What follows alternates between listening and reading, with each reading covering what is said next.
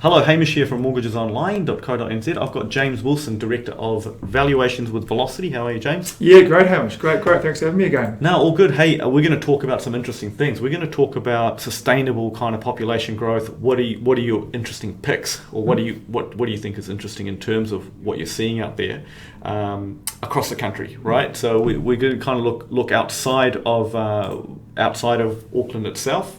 As well, so what do you reckon? What are you seeing that's kind of interesting out there? And after COVID, what kind of price increases have you seen?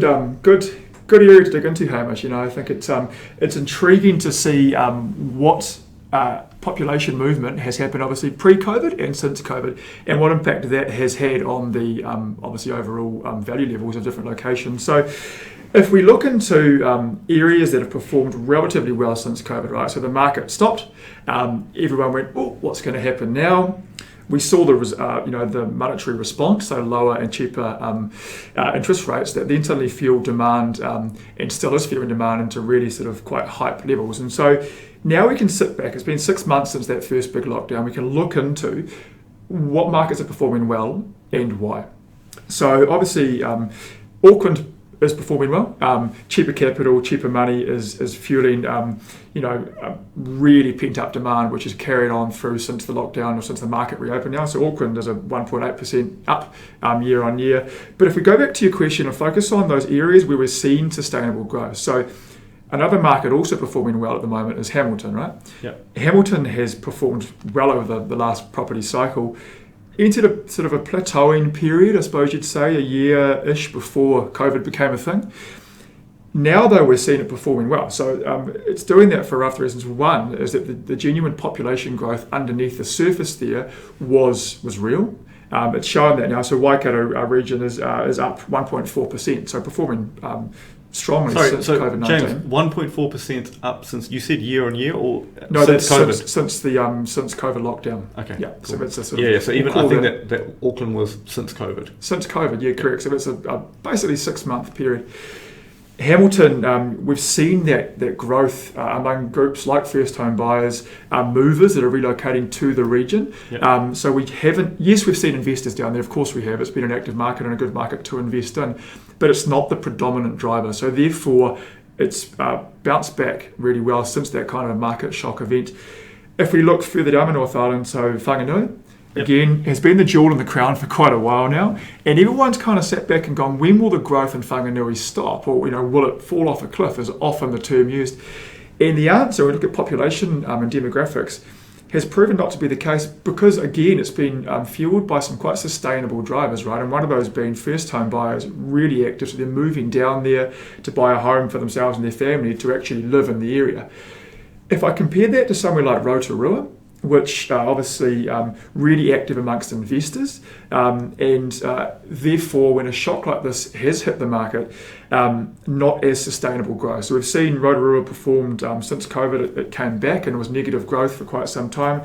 It's just come back to flat, so we're at 0% now since COVID market closure, and that's a direct result of that different growth. So population growth versus more investor equity type growth in a region.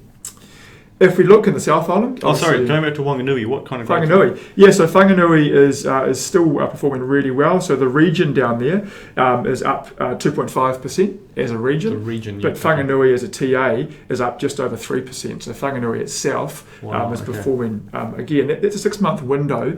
Bearing in mind we've had a pretty big market shock in that time, that's some pretty good capital growth over a pretty short window. Yep. If we move to the South Island, so Wellington, again, really strong performer in terms of the region. Not quite in the South Island yet, but it's probably a good idea. Not quite, ahead of myself. But look, Wellington, 2.2% for the region. So performing really well. Again, why is that? Underlying strength in population growth. And again, Wellington, obviously, strong employment. So at a time like this, a big government employer down there, big government sector down there. I wonder if the similar thing would be happening in Palmy, do you reckon?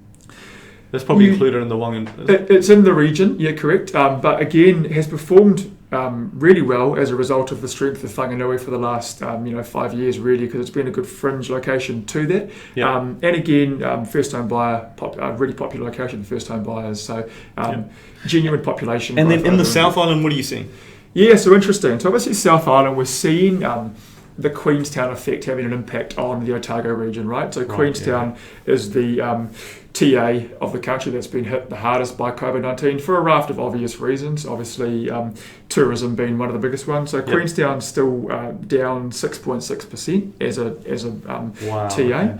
And it's pulling the overall Otago region down by 2.4%, which of course also includes Dunedin. So Queenstown is really a driver of that. So 2.2% down for the Otago region. One thing to note though is that rate of index stalling in Queenstown at 6.6% has slowed. Yep. So it was mid-sevens last time we spoke. So that rate of growth is slowing. So that's probably a sign of the market taking stock, look what is actually happening. And certain parts of the market now are beginning to transact again. So people stepped back for a longer period of time and went, oh, this is quite scary. And now some sub-markets in Queenstown are beginning to re-enter and transact, especially around that sort of $800,000 to say $1.2 million mark, which is your first home buyer or your mover stock. So we're not talking about your multi-million dollar stock. We're talking about your sustainable owner-occupier, we live in Queenstown type stock. So that's sort of starting to flow through. Dunedin, though, of course, is also in the Otago region. So Dunedin is still performing, stalling value growth. So not by the same amount as Queenstown by any means, but Dunedin is still down by just over 2%. Interesting dynamics at play in Dunedin, right? So if we look into why that is, the key reason that we're seeing value softening is the fact that the upper end of the market, so the higher price brackets, so those are movers, those that are buying and selling a family home, are still taking a really cautious approach. They haven't re-entered the market in any kind of great volume. So therefore, what is transacting is still your lower end, so your entry-level first-home buyer stock or your investor stock at that lower price level. And that's just pulling the overall values down. Yeah. Well, hey, James, I think that has been fairly interesting. So thank you guys for watching and thanks for sharing a lot of that stock. In closing, where would you buy next? Crystal ball gazing. Look, to me... Just personally, where would you buy? Yeah, good question. I love being challenged as to where he's going to buy. So I think the first thing to note there is why are you buying, right? So at the moment with the... cost of money being what it is and obviously come down a long way and likely to go down further. Why are you buying? I think it really starts talking more in favour of looking at your positive cash flow. James, where would you buy? Good question. Just pick any city. For me, I'm looking, I'm going Auckland Fringe. So I'm going Auckland Fringe locations. Or I quite like Hamilton. I think Hamilton's got some growth left in it. Cool. And I think good yields as well. Okay, well thank you for that and thanks for watching guys and girls. See you next time.